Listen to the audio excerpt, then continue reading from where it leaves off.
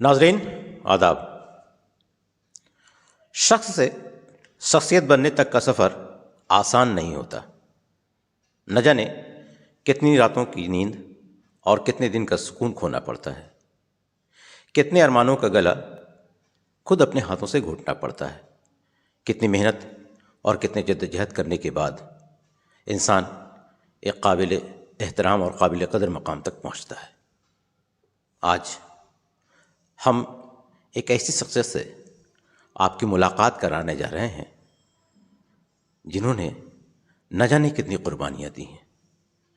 जी हाँ दोस्तों, मेरी मुराद आसनसोल दुर्गापुर पुलिस कमिश्नरेट के जमा साल असिस्टेंट कमिश्नर ऑफ पुलिस जनाब मोहम्मद हारून साहब। इनके सिलसिले से बता दूं कि हारून साहब जहाँ एक मेहनती, लायक और काबिल एहतराम ऑफिसर हैं, वहीं पे अदब, समाज, तालीम और सियासत पर भी गहरी नज़र रखते हैं। हारून साहब एक दर्दमंद दिल रखने वाली शख्सियत का नाम है, जिनका दिल मिल्लत के लिए, मुल्क के लिए धड़कता है। आइए उन्हीं से मुलाकात करते हैं।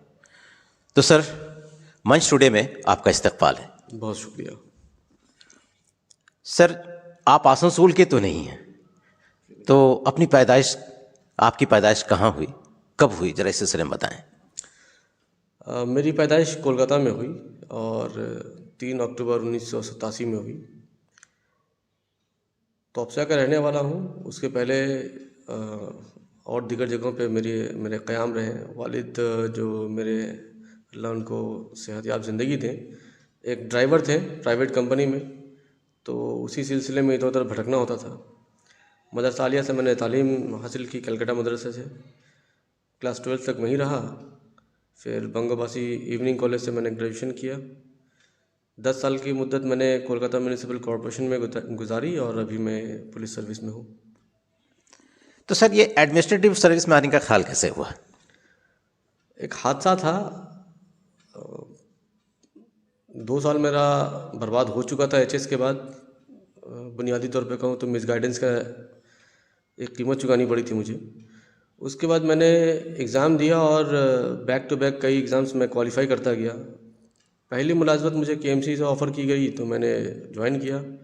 वहाँ पर जो कमिश्नर लफ्ज़ है, मैंने पहले फ़िल्मों के बाहर वहीं पे देखा था। मेरी पोस्टिंग डिप्टी म्यूनिसिपल कमिश्नर के ऑफिस में ही हुई थी। तो वहाँ से एक शौक़ उठा कि कोशिश की जा सकती है। इसी दौरान मैं महिंद्रा बैंकिंग इंस्टीट्यूट में पढ़ा रहा था, तो WBCS का पैटर्न चेंज हुआ। मुझे लगा कि CGL में क्वालिफाई कर ही रहा हूँ तो शायद ये भी आसान हो जाए। तो आसान तो नहीं था, क्योंकि मतलब नॉर्थ पोल साउथ पोल की तरह डिफरेंस था, लेकिन चूँकि कदम बढ़ चुके थे तो लगा रहा। और वहीं से ये ख्याल आया कि एडमिनिस्ट्रेशन में जाया जा सकता है। अब अगर सही तौर पे कहूँ तो ये शौक़ नहीं था, ज़ाती शौक़ नहीं था। मुलाजमत करते करते ऐसा महसूस हुआ कि नहीं, अब शायद मैं कर सकता हूँ।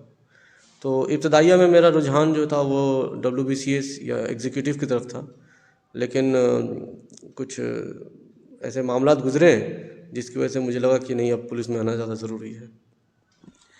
सर, आसनसोल में पोस्टिंग कब हुई आपकी? आसनसोल में मेरी पोस्टिंग हुई 10 मार्च 2025 को।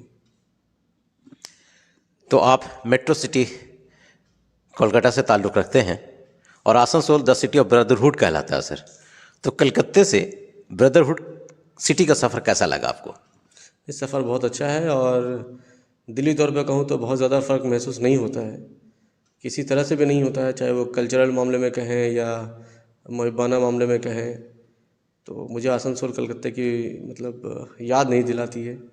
इस इस ज़िम्न में मैं कह रहा हूँ कि मुझे कलकत्ता, जो इसके पहले जहाँ मैं पोस्टेड था बालूरघाट में, कलकत्ता हर शाम याद आता था मुझे, यहाँ नहीं आता है। ज़ह नसीब।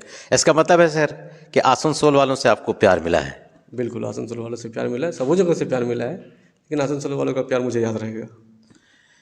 सर, एक पर्सनल सा सवाल ये हो रहा है कि आप असिस्टेंट कमिश्नर ऑफ पुलिस हैं सर।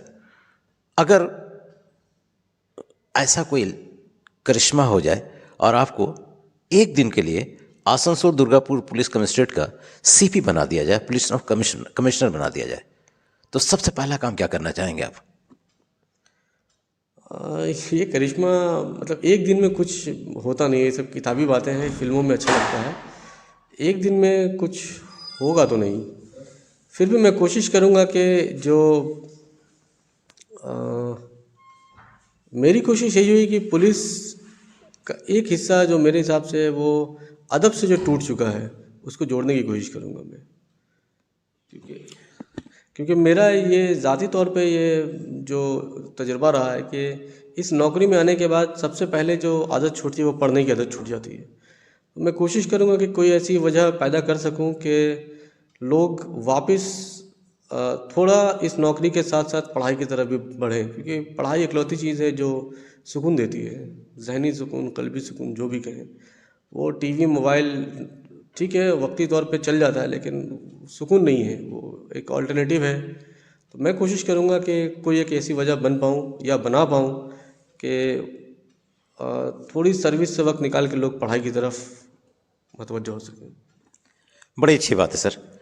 सर एक मसला है, बिलखुसूस मैं मुस्लिम कम्युनिटी की बात कर रहा हूँ कि कभी ये तहरीक चलाई गई, तालीमी बेदारी तहरीक, तालीम निस्वां की तहरीक, बहुत हद तक वो तहरीक कामयाब भी हुई। लेकिन सर आज एक मसला हो रहा है कि उस तहरीक की कामयाबी से तालीम निस्वां में हमारी बच्चियां तो काफ़ी आगे बढ़ रही हैं, लेकिन तालीम मर्दा अगर मैं कहूँ तो बच्चे कहीं ना कहीं तालीम के लाइन से पिछड़ते चले जा रहे हैं। मैं मुस्लिम कम्युनिटी की बात कर रहा हूँ। तो सर ये एक बड़ा मसला हो रहा है, लगता है कि इन फ्यूचर एक बहुत बड़ा डिसबैलेंस होने जा रहा है समाज में। इसे आप किस नज़रिए से देख रहे हैं? अगर आप स्टैटिस्टिक्स के तौर पर देखें तो उर्दू वालों के साथ साथ हिंदी वालों का भी वही मामला है, और ज़्यादातर मामला बिगड़ता है जो प्राइवेट स्कूल में जा नहीं पाते हैं, क्योंकि प्राइवेट स्कूल में फिर भी एक ज़हनी तौर पे तैयारी हो जाती है कि हम पढ़ लेंगे, कुछ कर लेंगे। लेकिन सरकारी स्कूलों का जो हाल है, असातिज़ा की कमी और बहुत सारे रिसोर्सेज की कमी की वजह से बच्चे वो जो जाज़बियत होती है तालीम से वो नहीं पाते हैं। तो मेरा ये मानना है कि ज़्यादातर मुस्लिम कम्युनिटी के साथ जो मामला है मेरे हिसाब से वो है उर्दू बेल्ट वालों के साथ अक्सर। अब उर्दू स्कूल में असातिज़ा नहीं है, जो असातिज़ा हैं वो शायद अपने स्कूल के बच्चों को अपने बच्चों की तरह नहीं देखते हैं, तो उनकी फ़िक्र भी वैसी नहीं रही है। और तीसरी चीज़ है कि जो सबसे अहम है वो किसी भी बच्चे के लिए हो, वो है गाइडेंस। जब हम पढ़ते हैं या हम किसी सफ़र पे निकलते हैं तो मंजिल का पता होना बहुत ज़रूरी है। इसकी मैं एक बड़ी अच्छी मिसाल जब मैं पढ़ाता था तो मैं इस तरह देता था कि फ़ुटबॉल जो खेलता है उनका मकसद होता है कि गोल करना। बॉल आपके पैर के पास आया और आप गोल करेंगे, आप लेके दौड़ना शुरू करें, मैदान के एक सिरे से दूसरे सिरे से तीसरे सिरे आप गए और आपको गोल करने का मौका नहीं मिल रहा है, वो इसलिए कि आपको गोल पोस्ट दिख ही नहीं रहा है। तो गलती ये नहीं है कि आप दौड़ रहे हैं, गलती ये है कि दौड़ने से पहले आपको वो गोल पोस्ट देखना चाहिए था, वो उसमें कहाँ है भी कि नहीं। तो इन बच्चों के साथ, जिसका शिकार मैं खुद भी रहा हूँ, इसलिए मैं पूरी जिम्मेदारी से ये बात कह सकता हूँ कि जिन बच्चों की आप बात कर रहे हैं इनके पास जो सबसे बड़ा मसला है वो है गाइडेंस का।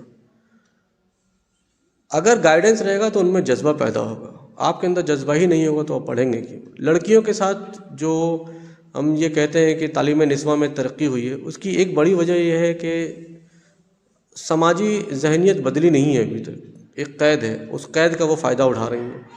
बाहर में चकाचौंध जो चीज़ें हैं उनमें वो बहक नहीं रही हैं, लड़के आराम से घर से निकल जाते हैं, बहक जाते हैं।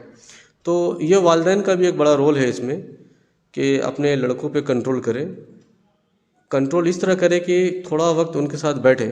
जिस सख्ती में लड़कियों पे नज़र रखी जाती है, अगर लड़कों पर रहे तो शायद वो भी उतना ही अपने अंदर मादा रखते हैं।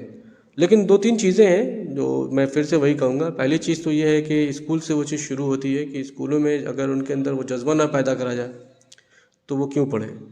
और आखिर में मेरा ये मानना है कि समाज में हमारे जैसे जो लोग हैं जो किसी एक अच्छे मकाम पे पहुंच गए हैं, मकाम सभी अच्छे हैं, मेरे वालिद साहब ने मुझे सिखाया है कि काम सभी अच्छा होता है, लेकिन समाज इस बात से शायद इत्तेफाक नहीं रखता है, वो ओहदे के हिसाब से काम को देखते हैं।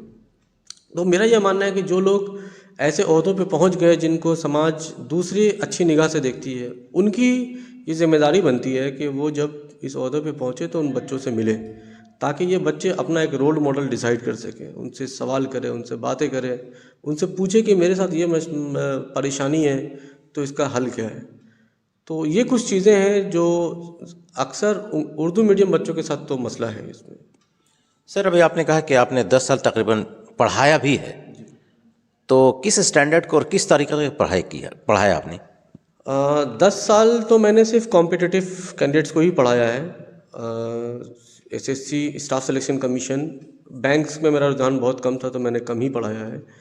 Staff selection commission and WBCS के कैंडिडेट्स को मैंने ज़्यादातर पढ़ाया है। उसके पहले मैंने स्कूल के स्टूडेंट्स को पढ़ाया था। 2 साल मैंने हायर सेकेंडरी लेवल के स्टूडेंट्स को केमिस्ट्री पढ़ाया था, मैथ्स पढ़ाया था। उसके पहले मैं माध्यमिक लेवल के स्टूडेंट्स को पढ़ाता था। तो आहिस्ता आहिस्ता मेरा रुझान प्राइमरी से लेकर आप कह सकते हैं कि कॉम्पिटिटिव कैंडिडेट्स तक मैंने पढ़ाया है। इसका मतलब है कि सर आपका बैकग्राउंड साइंस रहा है? पेपर पे तो साइंस था, लेकिन मैं बहुत अच्छा स्टूडेंट नहीं था साइंस का। तो नहीं, ये बात मैं इसलिए कह रहा हूँ कि अभी आपने कहा कि भाई केमिस्ट्री पढ़ाया मैंने, इसका मतलब है साइंस बैकग्राउंड है। तो साइंस का बैकग्राउंड रखने वाले हारून साहब, एसीपी साहब, आप जिस पेशे में हैं सर, ज़ाहिर सी बात ये पुलिस का पेशा आमतौर पे इसे बड़ा सख्त मिजाज पेशा माना जाता है, लेकिन जहाँ तक मेरी जानकारी है कि आपके अंदर शायरी का जरासीम भी हैं, जो बड़ा नर्म नाजुक एहसास का नाम है। तो एक सख्त मिजाज शख्स किस तरह से एक नर्म नाजुक पेशे की तरफ, बल्कि मैं कहूँ कि शौक़ की तरफ बढ़ता है, शायरी की तरफ बढ़ रहा है? मैं थोड़ी अपनी बात में तरमीम कर दूं कि मैं साइंस का स्टूडेंट हूं, लेकिन मैं हिस्ट्री पढ़ाता था। मेरा फेवरेट सब्जेक्ट बचपन से हिस्ट्री रहा है। मैं पॉलिटी पढ़ाता था, मैं मैथ पढ़ाता था, और अल्हम्दुलिल्लाह मेरे सारे सब्जेक्ट्स पे कमांड बहुत अच्छे थे।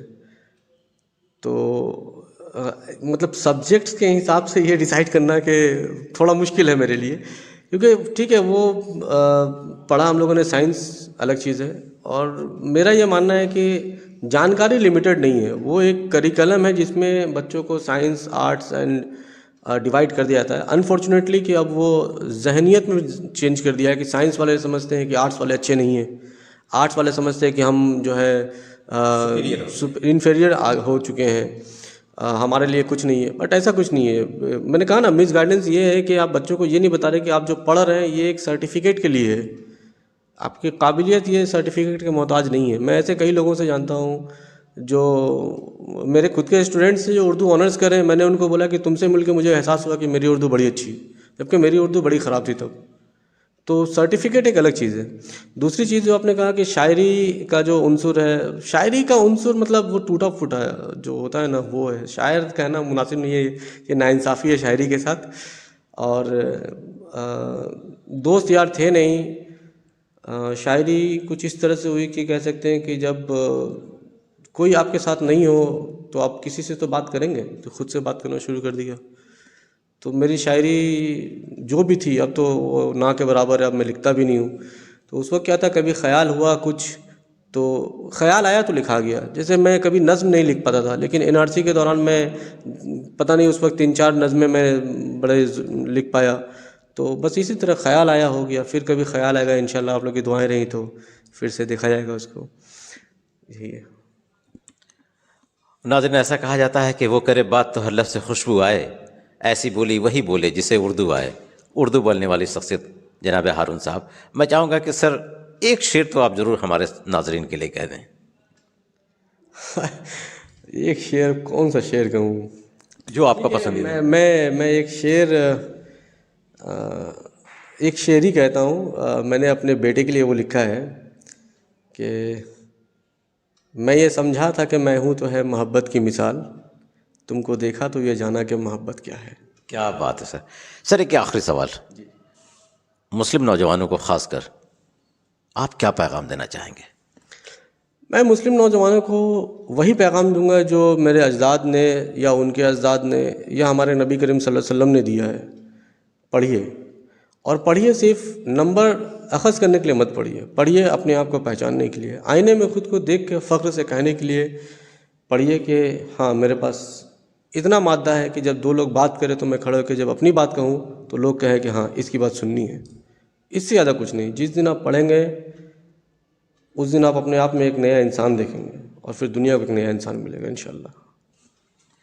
तो नाजरीन, ये थे एसीपी जनाब हारून साहब। बड़ा अच्छा लगा सर आपसे बातें करके, आपके ख्यालात जानकर और कौम के नाम आपका पैगाम सुनकर। इंशाल्लाह फिर किसी दूसरे मौके पर मुलाकात होगी। खुदा हाफिज़।